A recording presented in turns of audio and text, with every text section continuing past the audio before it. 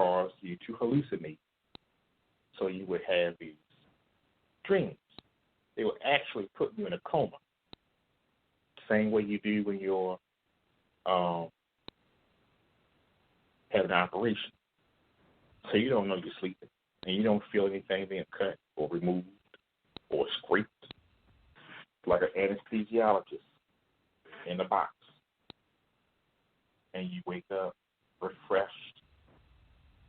And while you're sleeping, the computer pulls a metrics system and prints it out. You don't know what it says. Essentially, and they plug it up and read it. It gives them a wave pattern. And if you have a small wave pattern, they'll say, oh, well, you have apnea, which you don't. Apnea is actually the operation of when you stop breathing in your sleep. Everybody stops breathing in their sleep because your body is on autopilot. The activity of breathing is something that you do naturally as you inhale and exhale without conscientiously thinking about breathing, inhale, and exhale. Because your brain is aware of the breathing, you suffocate.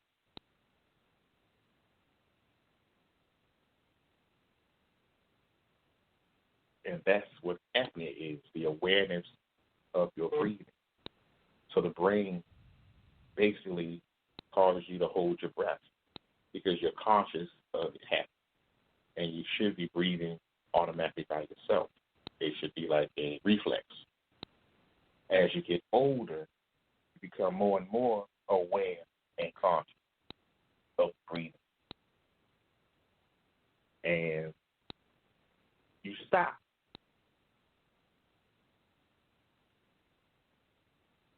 And the moment you stop, you died in your sleep. But you're asleep. You're on autopilot. The autopilot and the trigger, which is the apnea, have to be synced in a way that wakes you up. People think, oh, well, you snore, so you have apnea. No. The snoring comes from that little bag in the back of your throat that restricts air passages and makes that noise. Because as you inhale, you're pulling that bag and dragging that bag, and the vibration and the flapping back and forth makes that growling sound. Some people snore loudly, some people snore softly. Some people don't snore at all. Some people go have surgery to have the tonsils removed. And then the doctors will come back and tell you, well, sometimes the surgery does work, sometimes the surgery doesn't work. Because you might have the surgery done and still have the apnea. Not true. Having the surgery just stops the noise. Above the throat, you have the glands, and behind those glands, you have what's called adenoids. Adenoids, their job is to pull these white clusters. I don't know what they are. They stink. These white clusters of whatever. It looks like clumps of cheese, and they sit there in the back of your throat. So when you brush your teeth sometimes and you say, oh, you cough a couple of them up. It'll be small little blocks looking like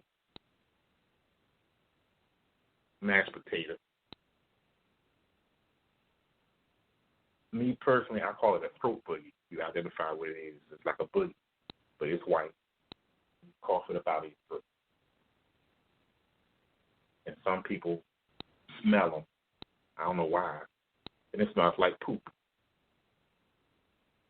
That's actually food particles that has got stuck to the side of the throat that did not fully digest and sat there, became a fungus, it's not harmful to you. Some people say, your breath stinks. It's not the breath. It's one of those throat boogies that's sitting there, and people can smell it as you exhale from your mouth. Doctors' medical term for that, they call it halitosis. So I'm getting to the point, to the death part. Now, when you die,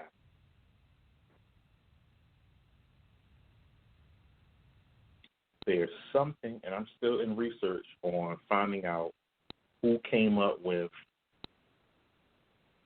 the embalming rituals and why did they come up with the embalming rituals.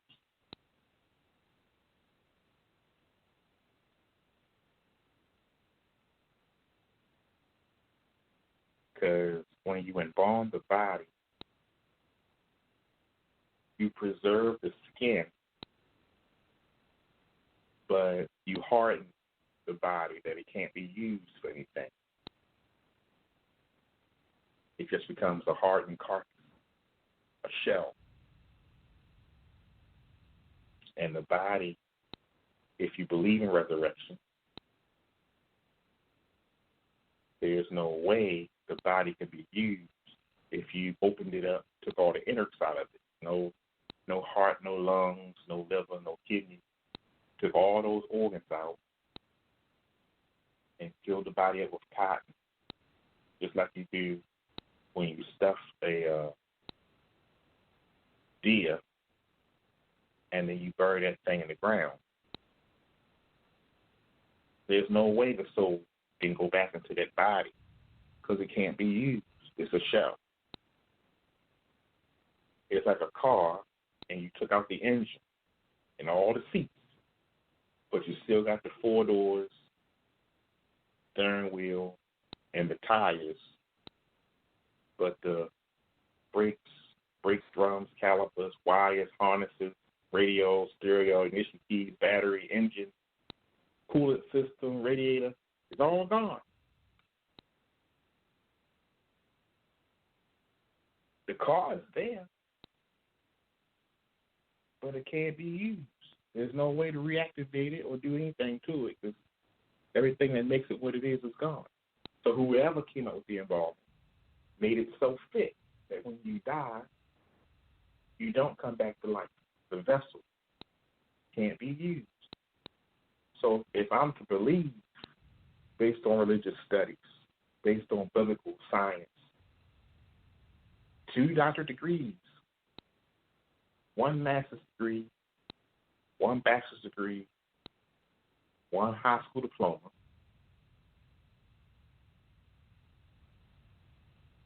and 1 certificate of completion and certificate of training in other fields.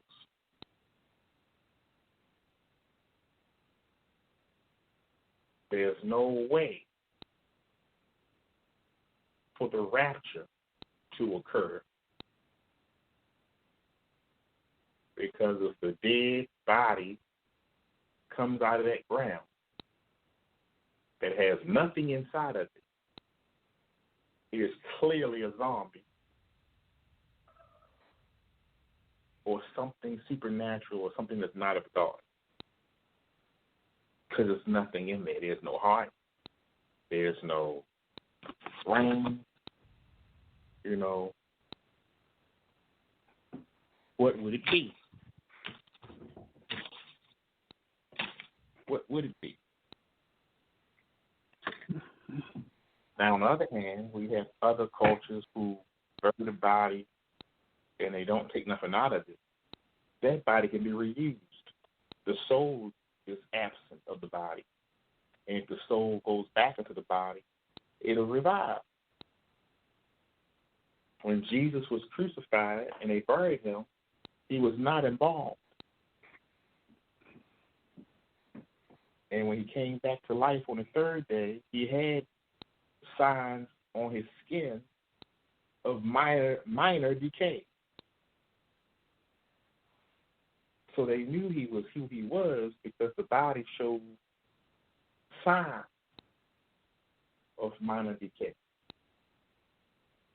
wrinkles, darkened flesh, scabs where his palms were pierced. So you would have to find brain waves, what the studies are doing, to decipher if that creature or that object or that person is actually dead or is it still alive. We've now determined death in 3 ways. If there's no brain activity, we say it's brain dead, but yet the body is kept alive by a machine. Still got electrical current running through it, but the brain is not receiving any oxygen, so it's brain dead. Can you take out that brain and put another brain in it? I think so. Would I do that or trust to do that? No.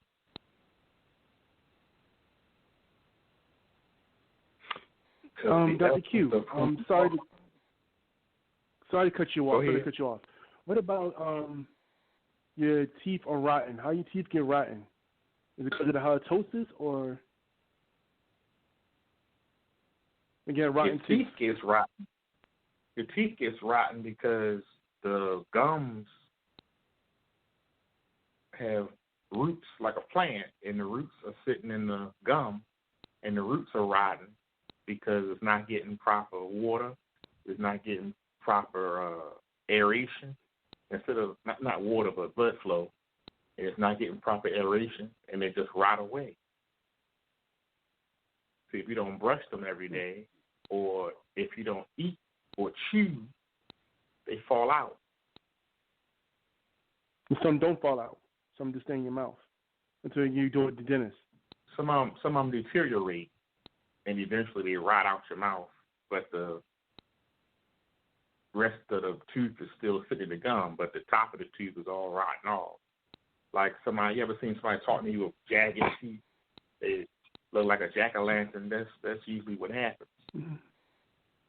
And crack does that because it pulls the calcium out of your teeth. Or what they call the dentin out of your teeth. And that gives you bad breath. Your teeth are like plants. You got to get it proper water, proper nutrition, and oxygen. When you get those gold teeth put in there, you deprive the teeth of oxygen. So the tooth turns black because it's not getting oxygen. It's just sweating underneath that cap. And when you got wet moisture that doesn't dry, doesn't air out, it turns to mold or mildew. In your mouth, it just turns to rot. And that causes bad breath, which, again, doctors call it halitosis. But everybody wants to look so cool. Oh, you got a gold tooth. Oh, you look like a rapper. I'm sure Birdman breath is stank. I'm sure Lil Wayne breath is stank.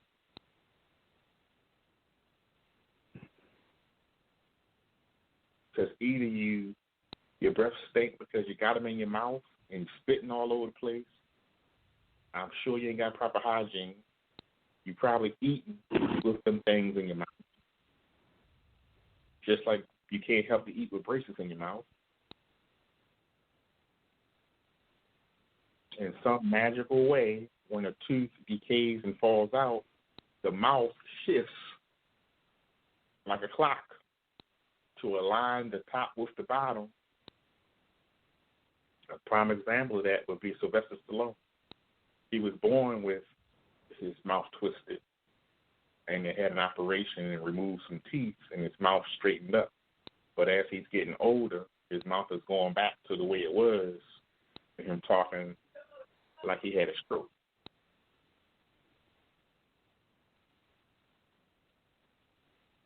So when you see he talks like he's talking lazy and slurring his speech, he's not drunk. That's just the teeth are realigning in his mouth and making him, hey, Adrian, he's just talking like that, with one side higher than the other.